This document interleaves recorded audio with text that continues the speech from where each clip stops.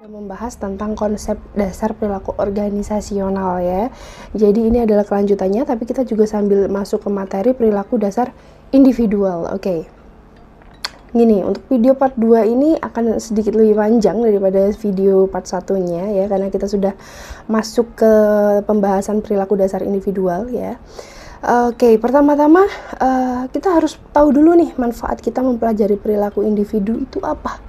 Ya, kenapa sih di awal saya sudah bilang perilaku atau karakteristik individu ini yang akan kita pelajari. Jadi untuk apa nih? Jadi perilaku individu di sini ini yang pertama digunakan dalam pembentukan perilaku organisasi itu sendiri, ya.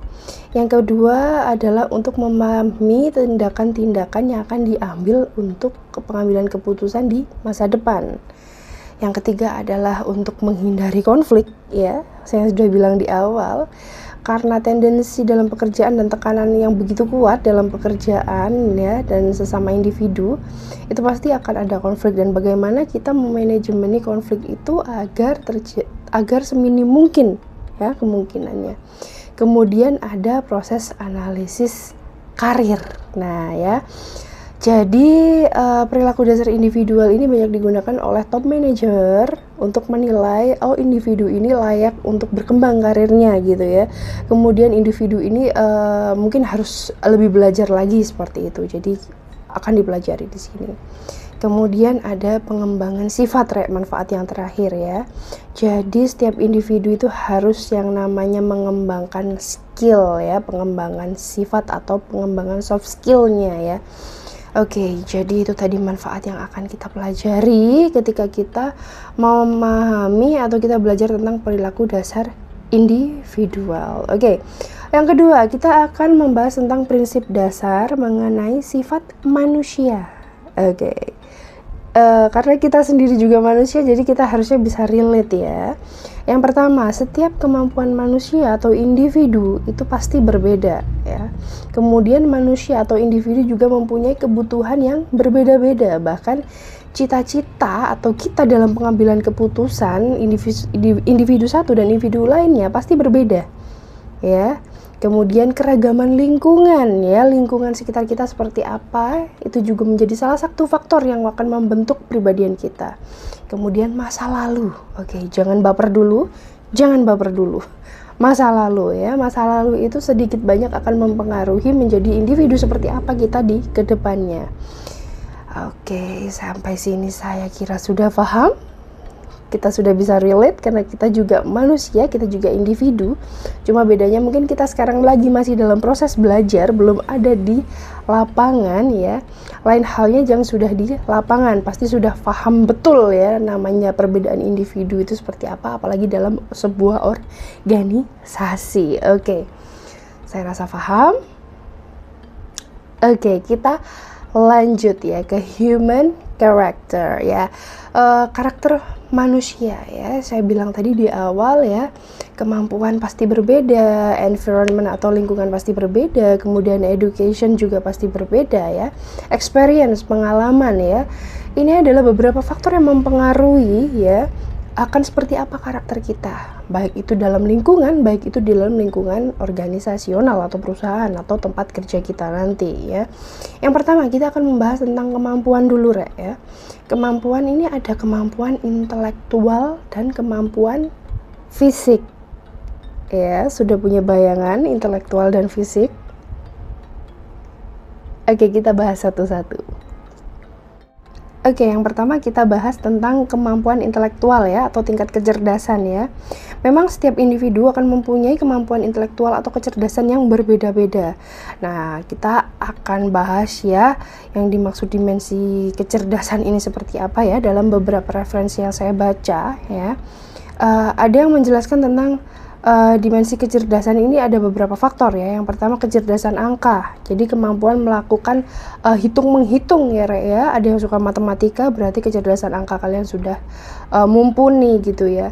Kemudian yang kedua ada pemahaman verbal, jadi ini kemampuan komunikasi ya, baik antar sesama individu maupun komunikasinya vertikal, horizontal ya. Oke. Kemudian ada kecepatan persepsi. Kecepatan persepsi di sini adalah kemampuan mengidentifikasi kemiripan dan perbedaan visual secara cepat dan akurat. Ya, sat-set gitu ya.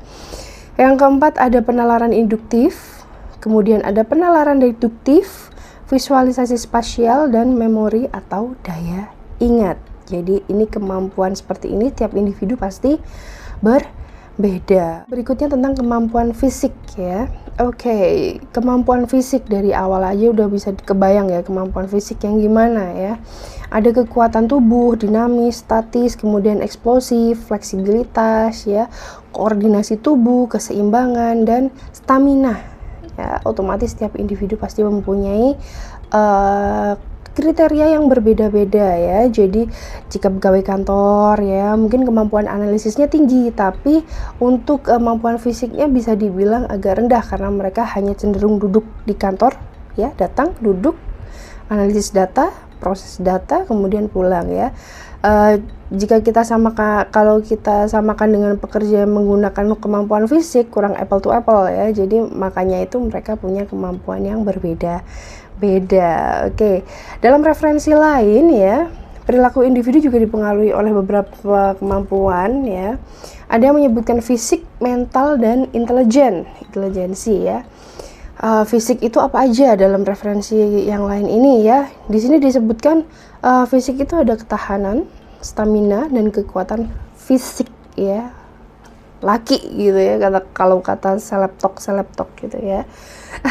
Oke, yang kedua adalah mental. Mental ini dari sini ya Re ya. Yang pertama adalah kekuatan dalam menerima dan menghadapi tekanan kerja. Kemudian kemampuan dalam menghadapi stres dan konflik. Kemudian ada yang namanya faktor intelijen ya. Di sini ada kognitif, kecerdasan sosial, dan kecerdasan berbudaya. Oke, jadi itu ada 2 referensi ya. Terserah kalian mau ikut yang mana, semuanya benar ya. Referensi saya pakai ya. Kalau di awal perkuliahan sudah saya jelaskan, saya pakai punyanya Stephen Robbins yang perilaku organisasi, dan saya punya bukunya Profesor Dr. Ahmad Sudiro ya. Kalian bisa pakai buku itu juga, atau kalian punya buku lain silakan, nggak apa-apa. Kita bisa share di sini. Oke. Saya rasa ada yang mengganjal masih. Kalau dirasa ada yang mengganjal bisa langsung ditanyakan ya Re ya. Oke. Kita lanjut aja ya tentang human character tadi udah semua ya. Ada perbedaan kemampuan, environment, education, kemudian experience ya. Nah, sekarang kita akan membahas lebih lanjut tentang perilaku dasar individual ya. Di sini kita tekankan dalam proses pembelajaran ya. Dalam proses atau siklus pembelajaran ini ya, individu ini akan juga mempunyai respon tanggap yang berbeda-beda ya. Makanya di sini akan dibedakan ya tahapan siklusnya ini ya. Yang pertama ada yang namanya pengalaman konkret ya. Pengalaman konkret ini adalah sifat yang terbuka atas hal-hal yang baru gitu ya. Terbuka akan hal-hal baru, ilmu baru, pengalaman baru, teman baru, seperti itu ya. Kemudian ada observasi dan refleksi ya. Yang ketiga ada pembentukan konsep dan generalisasi abstrak. Jadi ini harus mengutamakan konseptualnya dulu ya.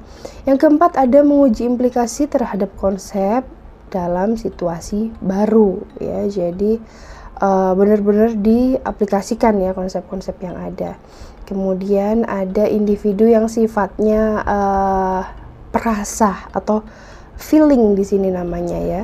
Kemudian ada individu yang dalam pelaksanaan pembelajaran ini hanya mengamati atau observant atau watching aja gitu ya. Kemudian ada yang tipe pemikir ya. Dipikir toh actionnya kurang. Jangan ya. Oke, jadi di sini disebut thinking ya. Yang terakhir ada tipe pelaku ya. Learning by doing. Jadi tipe-tipe orang atau individu yang learning by doing seperti itu ya.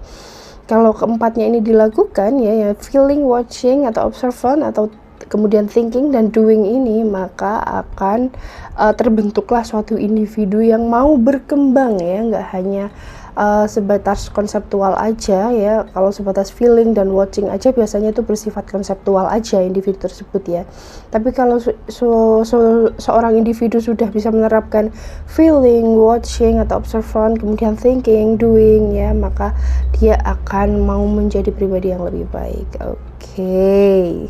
Sampai sini kira-kira sudah ada gambaran tentang beberapa jenis individu. Sebenarnya ada lagi ya, Rek, ya, jenis individu dalam pelaksanaan pembelajaran itu ya, tipe-tipenya itu ada yang namanya akomodator ya, experience based. Jadi akomodator ini dia pengambilan keputusan itu cenderung suka mengambil resiko alias satset gitu ya, dan dia akan menerapkan pengalaman-pengalaman yang ada dalam pengambilan keputusan. Jadi dia akan membandingkan pengalaman yang sudah dalam melakukan kinerja ke depannya.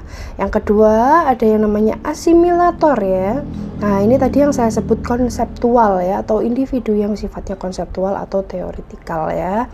Jadi dia bersifatnya pemantau dan pemikir ya. Jadi ada skill develop apa nih yang baru gitu ya, dia akan mikir dulu, dibandingkan dulu dengan teori-teori yang udah lama. Kalau memang relate sama teori yang dulu dan ini memang keterbaruan, dia akan melakukan tindakan, akan melakukan action ya. Kemudian ada yang namanya converger yang ketiga ya. Ini tipikal yang introvert biasanya. Yang introvert angkat tangan. Saya sendiri angkat tangan. Oke, lebih cenderung suka berkutat dengan hal-hal atau benda ya, daripada bersosialisasi dengan individu lainnya. Contohnya misalnya seperti engineer gitu ya, atau programmer seperti itu.